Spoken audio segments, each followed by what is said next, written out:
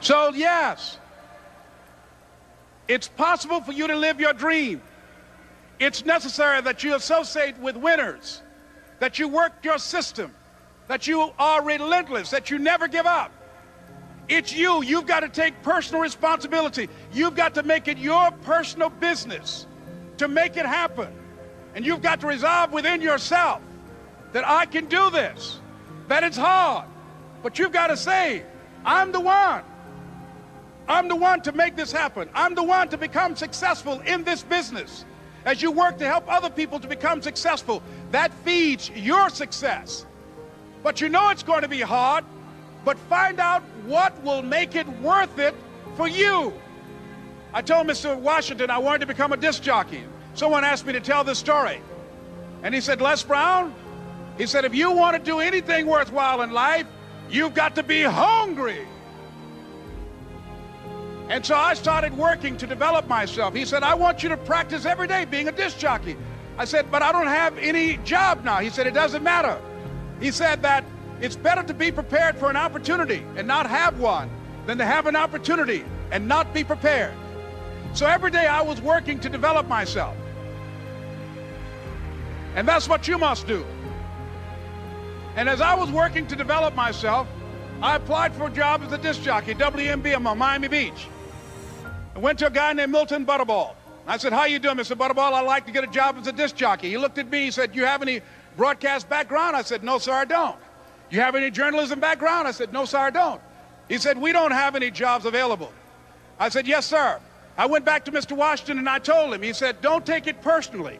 He said, most people are so negative, they will have to say no 7 times before they say yes. He said, go back again. So I went back again. I said, how you doing, Mr. Butterball? My name is Les Brown. He said, I know what your name is. What do you want? I said, I'd like to know whether or not you have any jobs for disc jockey, sir. He said, didn't I just tell you yesterday we didn't have any jobs? I said, yes, sir, but I don't know whether or not somebody got laid off or somebody was fired, sir. He said, no one was laid off or fired. Now get on out of here. I came back the next day. Hello, Mr. Butterball, how are you? He said, fine, what do you want now? I said, I'd like to know whether or not you got any jobs, sir. Didn't I tell you the last 2 days we didn't have any jobs? I said, yes, sir, but I don't know whether or not somebody got sick or somebody died, sir. He said, no one got sick or died. Now don't come back here and throw me out again. I came back the next day like I was seeing him for the first time. I said, hello, Mr. Butterball, how are you? He looked at me with rage. He said, go get me some coffee. I said, yes, sir.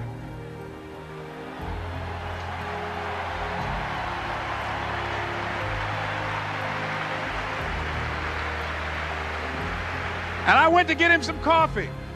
After a while, I would get their lunch and dinner, and I would go in the control rooms and take the disc jockeys their food, and I would not leave until they would ask me to leave. Then they started trusting me to pick up entertainers that came to town. Entertainers like the Four Tops and the Temptations and Diana Ross and the Supremes. I would drive them all over Miami Beach in the disc jockeys' big long Cadillacs. I didn't have any driver's license, but I was driving like I had some.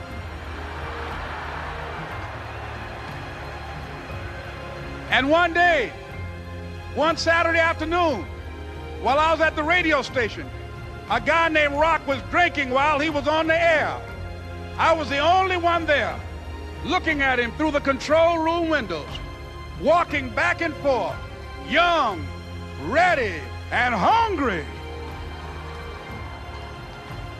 I was saying, drink, Rock, drink.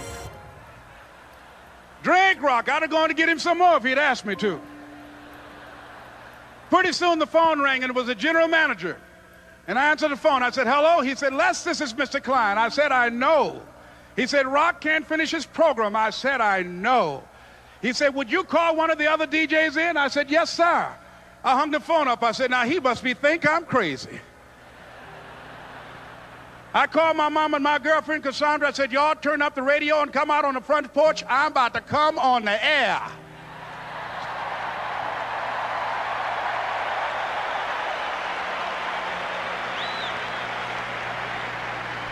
I waited for about 20 minutes, and I called him back. I said, Mr. Klein, I can't find nobody.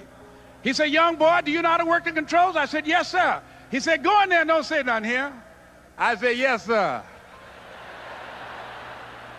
I couldn't wait to get behind those controls. I put on an old Stevie Wonder record called Fingertips. I sat down behind that turntable. I said, look out, this is me, LB, Triple P. Les Brown, your platter playing papa. There were none before me, and there will be none after me. Therefore, that makes me the one and only. Young and single and love to mingle, certified, bona fide, indubitably qualified to bring you satisfaction, a whole lot of action. Look out, baby, I'm your love man. I was hungry. I was hungry.